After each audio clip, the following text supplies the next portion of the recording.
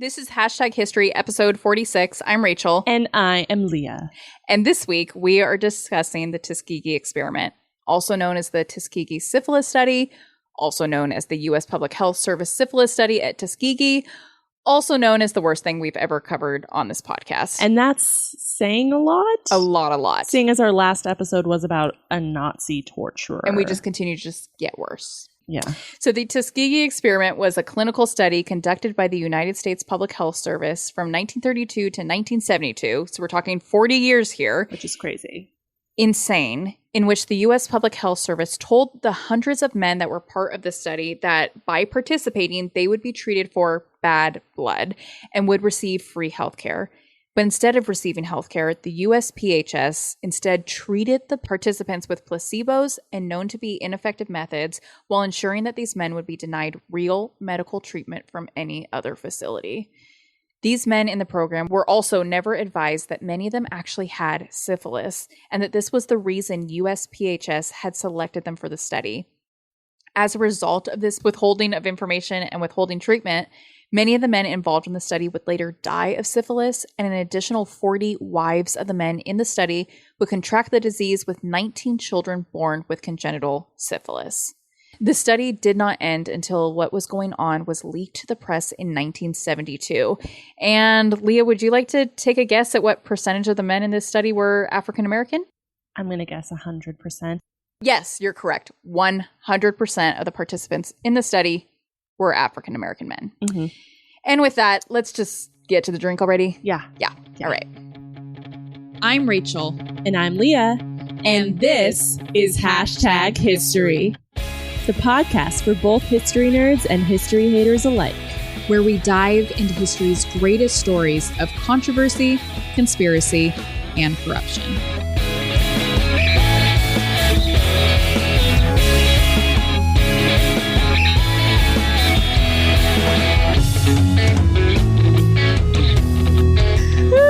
All right. This was another hard cocktail to nail down because, sexually transmitted diseases and the blatant mistreatment of the individuals involved in this experiment doesn't really translate so well to fun cocktail segments. No, I can imagine it would not. I feel like that's kind of been a trend this year. 100%. Okay. Yeah. So instead, I looked at the location of this event, which is often my fallback for cocktail choices, and landed on the Alabama Fizz, which I actually got out of that ancient old Mr. Boston bartender's guide that my Nana gave me while we were... love that. Yeah, super a while ago. Super a while ago. Which I have a book for you that my Nana also gave me that she specifically wanted you to have. That's very cute. Okay, so you got this from the book from your Nana. That is very cool. Yeah.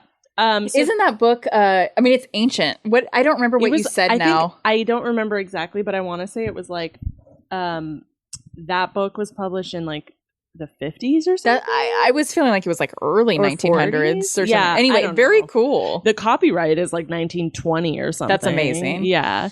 So this cocktail, unfortunately, contains, the first half is really good. So it's juice from half a lemon. Yum. How could you go wrong? Some powdered sugar. Interesting. So, okay, not so bad so far, but wait for it. Yeah.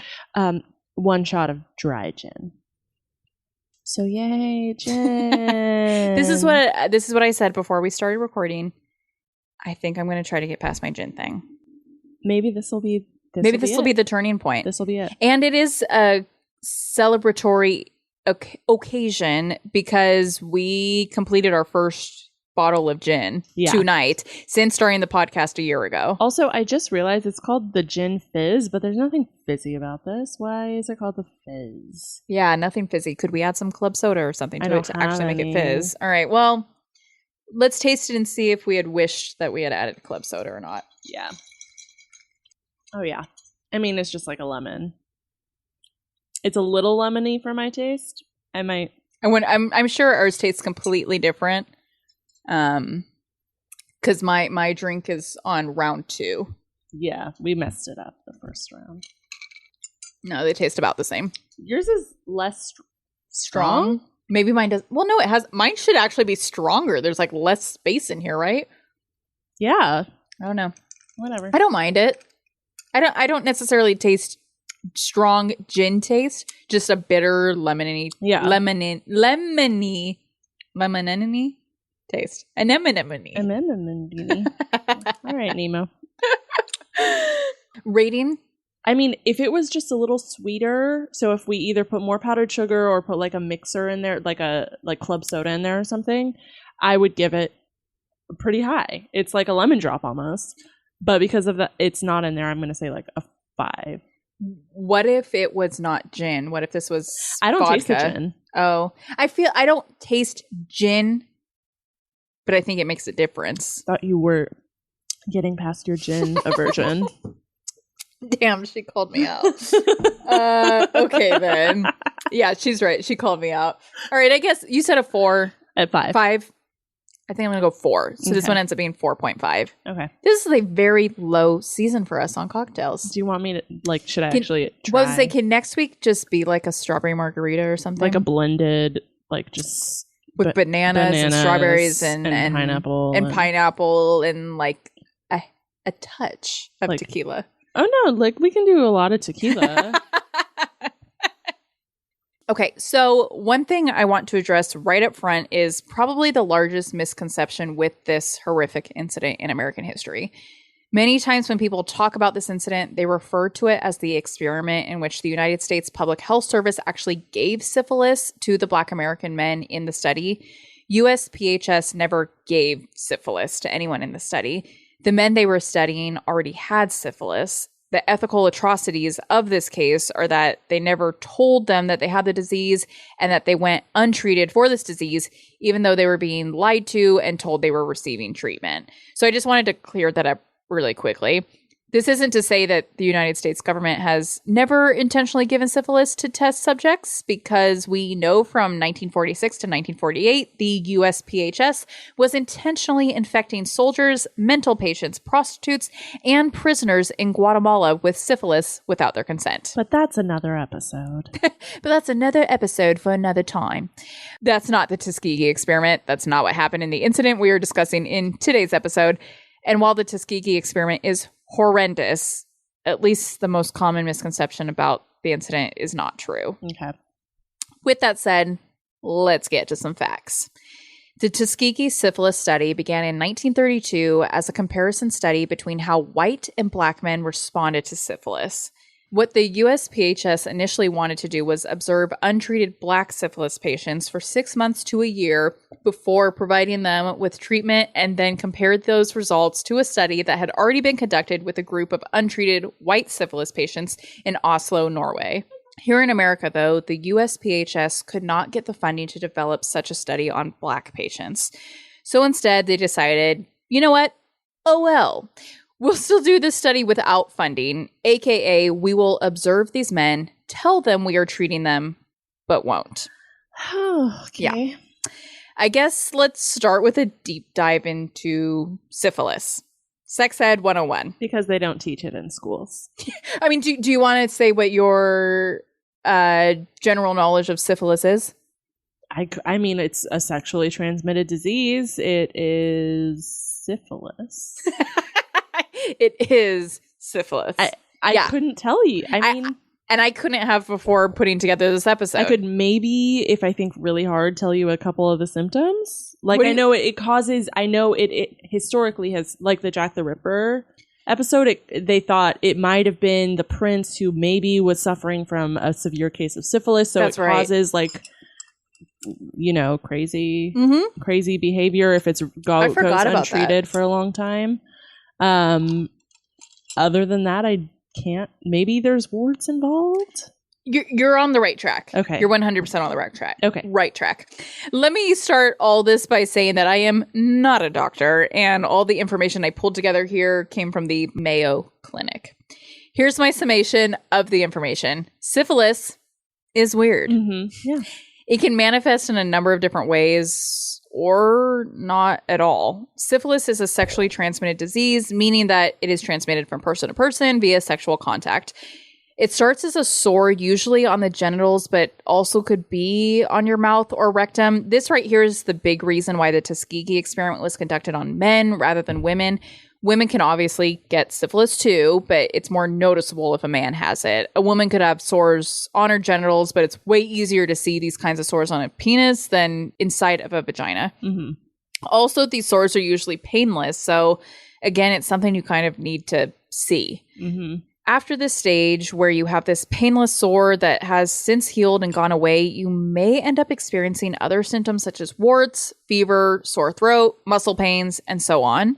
And then if untreated, these symptoms will eventually go away and you fall into the latent stage, otherwise known as the hidden stage of syphilis, where you exhibit no symptoms at all. You could have syphilis and it could lay dormant for literal decades. But it's very dangerous to allow it to go untreated because approximately 15 to 30% of people that have untreated syphilis may suffer serious damage to their brain, heart, liver, eyes, joints, and so on in later years. People have died from untreated syphilis or complications associated with it. Untreated syphilis is also really scary because it can pass on to unborn children. A woman with syphilis can infect the baby who is then born, oftentimes with no symptoms, but could later in life experience really horrific symptoms that include rashes, deafness, and even teeth deformities. That's so scary. Yeah, so I freaked you out enough now, right? Yeah. Great. Let's head to Macon, Alabama in the early 1930s. At this time, the population of Macon was approximately 82% Black. And although this is 60 years after the abolition of slavery, most Black Americans living in the county were still living the way that their enslaved ancestors had.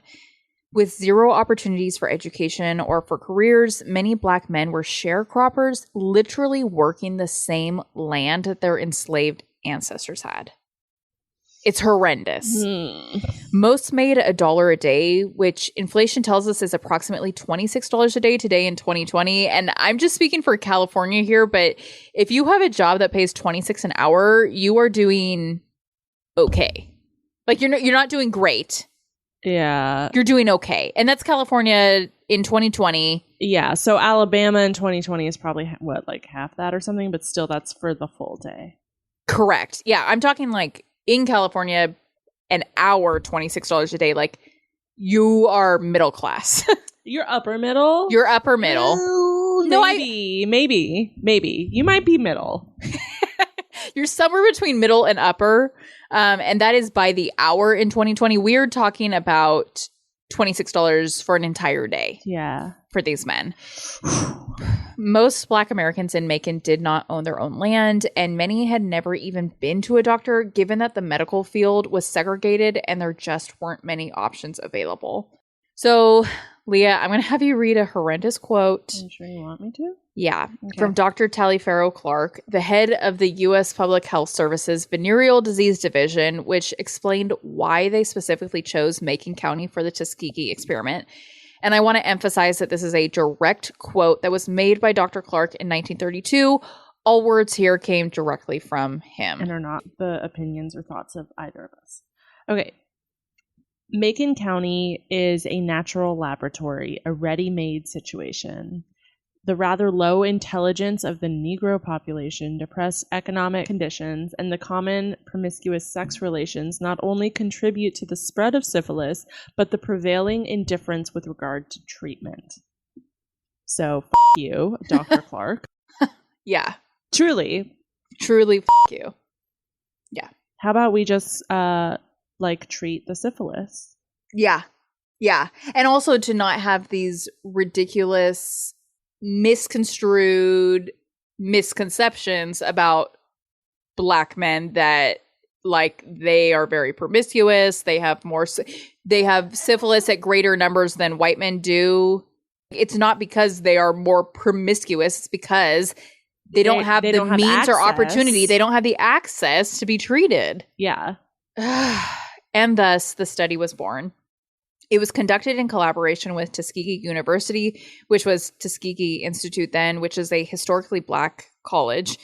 The extent of their knowledge in relation to the study is still unknown today. It's very possible and very likely that they simply saw an opportunity for the advancement and health of Black Americans in their county and therefore participated. Now, we're going to jump from that horrendous quote that you just read, Leah, over to something else horrendous. If you would check out the picture I've uploaded of a flyer that was sent around Macon County to entice participants, and if you could read the text to our listening audience. Just even started. Okay. I know. Colored people. Do you have bad blood? Free blood tests, free treatment by county health department and government doctors. You may feel... I think it says well. I think that's what the word is. You may feel well and still have bad blood. Come and bring all your family. Friday, and then I would assume it has dates and times and locations and stuff. Yep. And then it says every week at the same time. So you might have bad blood. Bad blood could literally refer to anything. Are you feeling fatigued? You might have bad blood. Are you feeling tired? You might have bad blood. Do you have sores on your peen? You might have bad blood. Or, like the flyer claims, you may feel 100% okay because, FYI, you can have syphilis without having symptoms. And even when you feel okay, you might have bad blood. Maybe now we got bad blood. I think this is a different kind of bad blood. Oh. Yeah, it's horrendous to say bring your family and friends along with you because that's exactly what the Black residents of Macon County did. This was being sold to them as the opportunity of a lifetime. Free healthcare? In America? What? In addition to that, they would receive meals and free burial insurance. This was huge. If you look at the list of known subjects in the study, which can be found online, it is absolutely fucking despicable to see how many of them have the same last name. Oh. Because if your dad, brother, uncle, cousin, whomever tells you, hey, I'm getting free healthcare, why wouldn't you jump on board the same opportunity? Oh, I mean, today, yeah. Free healthcare, why would you not jump on board that opportunity? Yeah. Both because the record keeping wasn't great and also because they didn't give a shit. We don't know for certain how many men were enrolled in this program, but the generally accepted number is about 400 men that had latent syphilis and about 200 men in a control group that did not have the disease were enrolled in the program.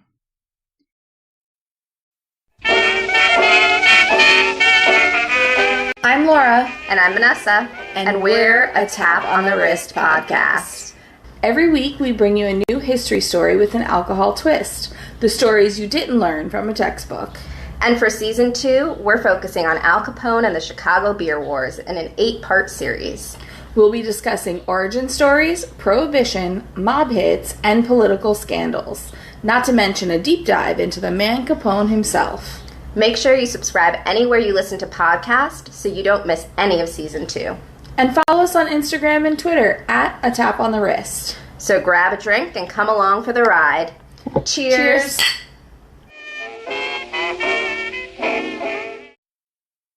In addition to being lied to and told that they were receiving medical treatment when they were not, they completely violated basic human rights by conducting blood tests and spinal taps on these men. Oof. Spinal taps. I have never had one. God bless you if you have. Just looking at pictures of spinal taps makes me want to vomit. They did that to these men under the guise that it was to treat them. Instead of actually treating them, they were given placebos like aspirin. Granted, when the studies first started, there wasn't a for sure cure for syphilis. In fact, the treatment for it at this time wasn't much better than having the disease itself. Oftentimes mercury used for treatment, but the cure rate was less than 30%, oftentimes took months. And I mean, we're talking about mercury here, like poisoning. Yeah. Right? But that's no excuse because at this point in medical history, the people running this experiment knew that syphilis should not go untreated. They knew the damages untreated syphilis could cause. And yet that was the purpose of this test, to see what untreated syphilis would do to Black men. They already knew what it would do to white men. Remember, they did the Oslo study already. But there was this belief that untreated syphilis caused different damages to Black men than it did to white men. To Black men, they believed it more so affected their cardiovascular system. To white men, they believed it more so affected their neurological system. In this, they were saying that because white men are so much smarter than black men and black men's brains are so underdeveloped, that explains why the disease would attack a white man's brain and not a black man's.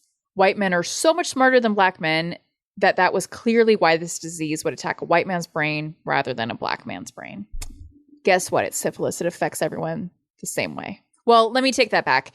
Syphilis can manifest itself in different ways, but the across all races. Across all races. Thank you.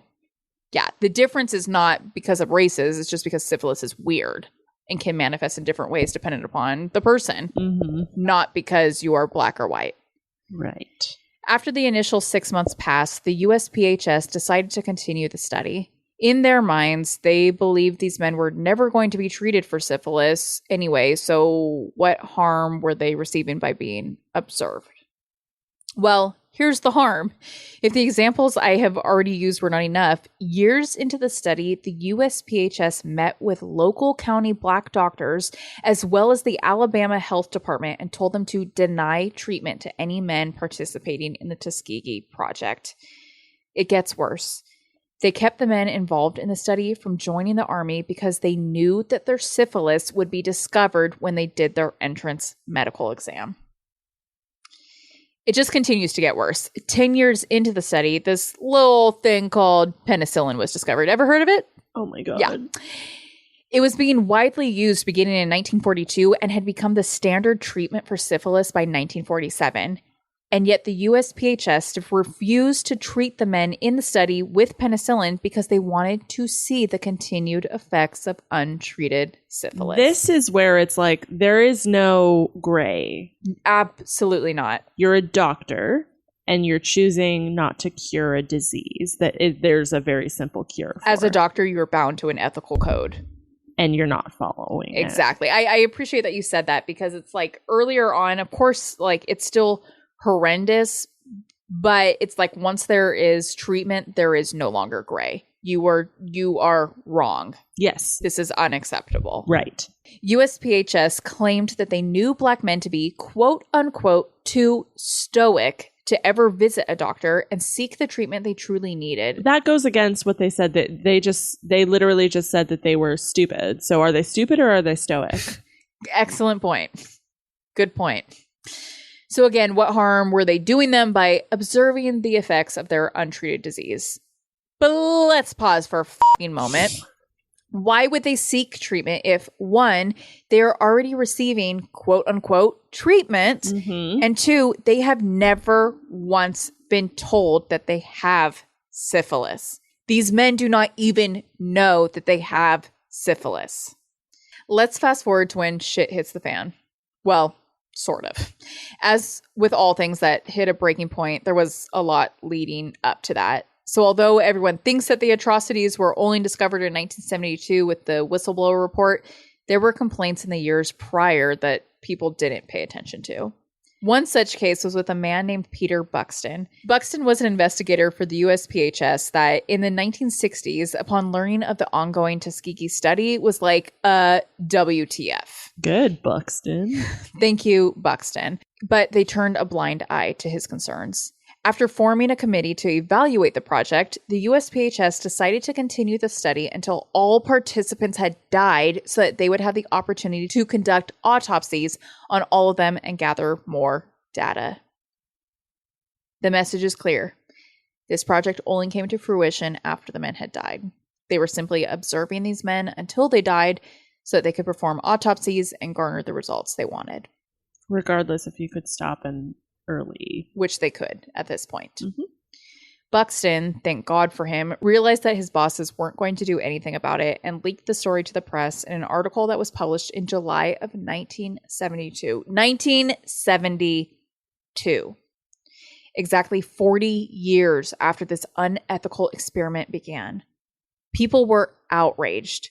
Of the hundreds of participants that had been enrolled in the program in 1932, only 74 were still alive at the time of the publication. And there were like 600, including the non-infected people. Correct. Right? And we're looking at 74 now.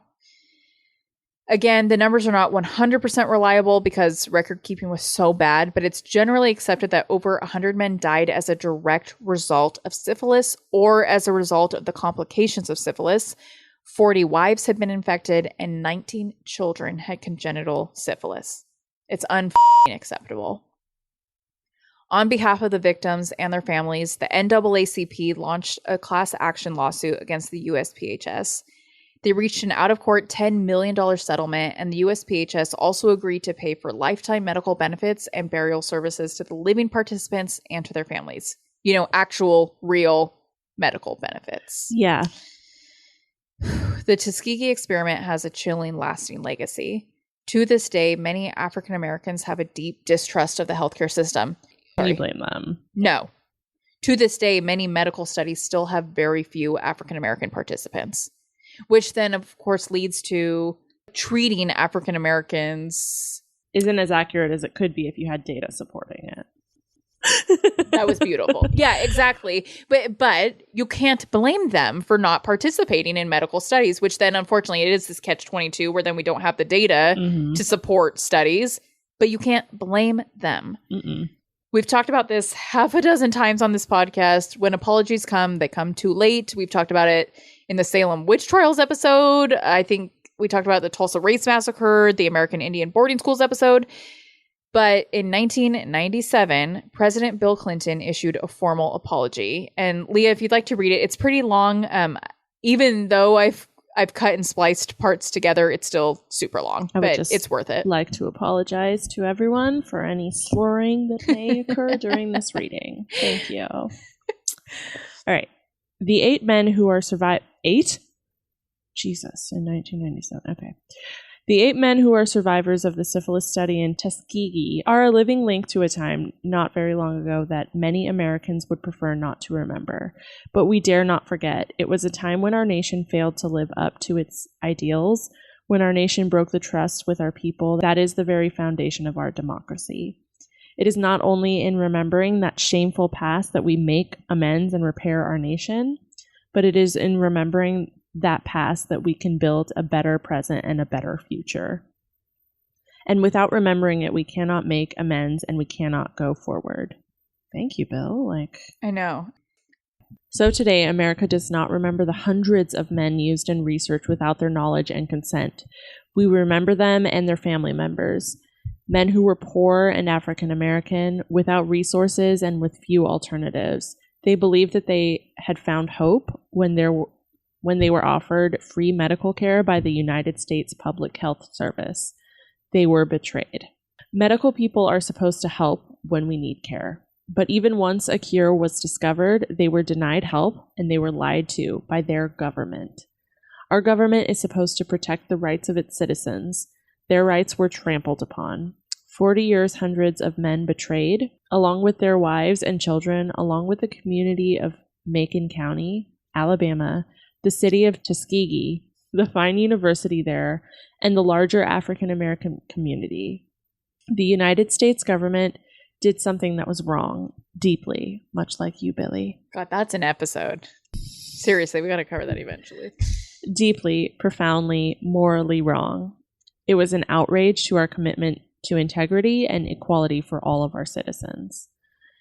To the survivors, to the wives and family members, the children and the grandchildren, I say what you know. No power on earth can give you back the lives lost, the pain suffered, the years of internal torment and anguish. What was done cannot be undone. But we can end the silence. We can stop turning our heads away. We can look at you in the eye and finally say on behalf of the American people, what the United States government did was shameful, and I am sorry. The American people are sorry. For the loss, for the years of hurt, you did nothing wrong, but you were grievously wronged. I apologize, and I am sorry that this apology has been so long in coming. Snaps. Let's just... Yeah. I mean, an apology can only do so much. It does nothing other than acknowledging. Yeah. But it's a very good apology. It's saying you did nothing wrong. You were wronged, and we're sorry. At the White House that day were 5 survivors of the Tuskegee Experiment. In 2004, the last living participant of the experiments, Ernest Hendon, died at 96 years old. He was in the control group that did not have syphilis. Before we close out, I just want to say that I know this episode did not cover everything. I want to show every single ounce of respect to this topic and the horrendous things that these men endured. But the truth is that there is just so much information, and it just was not possible to cover it all in one episode. That's all I got for you folks. It was a lot. Yeah. I feel like I need another drink. Yeah. This time just a straight shot. Yeah? Mm-hmm. Okay.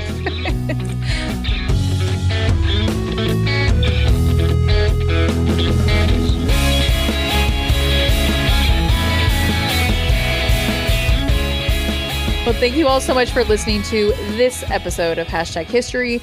As always, we will share the pictures that we discussed on the episode to our Instagram, and then all sources used to put together this episode can be found on our website at hashtaghistory-pod.com. You all know the drill. Subscribe to us on whatever podcast platform you use, share about us on Instagram, and then give us a rate and review. Speaking of Instagram, be sure to check us out on there at #history_podcast, where we do lots of fun stuff. All the fun stuff. Including post pictures, cocktail recipes, occasional live streams. Yeah. We should do one of those again soon. Yeah. It's been a little while. Yeah. All right. But that's on Instagram. Check us out there. All right. Thank you. Bye. Bye. Bye.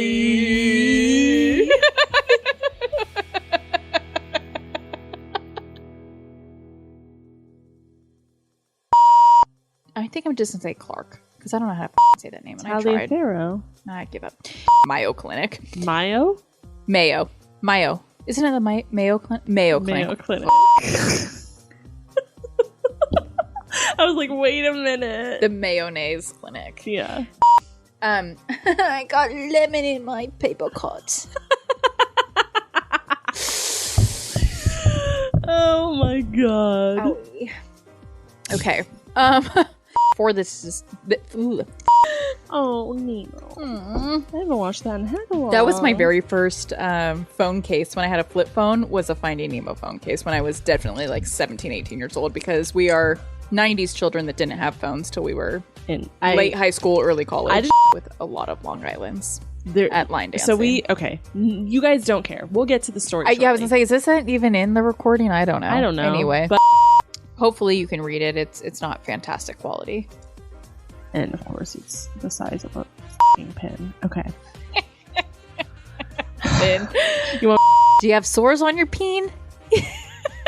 Sorry, I can't say peen. It's just like saying instead of your moccasins, your mockies. Your peen. Yeah. Do you have sores on your peen? Whew. Okay. Buxton, thank you. I don't know why that really mattered to me, but it did. Even though I'll probably never look at this again. I know. Buxton, I know. Yeah, I know it's tough.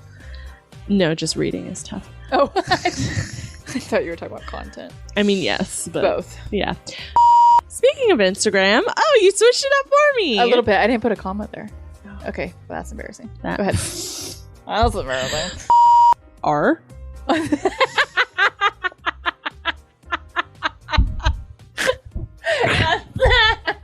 That's what happens when I try to change it. At. Also, why isn't this on the same line? It's not that long. No. Come on. Anyway, I'm sorry.